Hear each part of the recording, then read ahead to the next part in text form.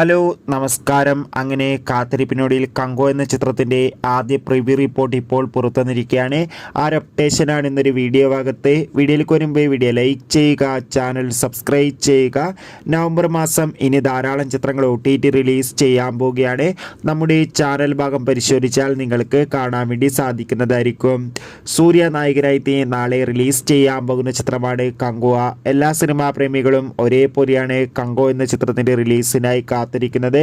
Finally ചിത്രത്തിൻ്റെ ഏറ്റവും പ്രധാനപ്പെട്ട പ്രിവ്യൂ റിപ്പോർട്ടൊക്കെ ഇപ്പോൾ പുറത്തുവന്നിരിക്കുകയാണ്.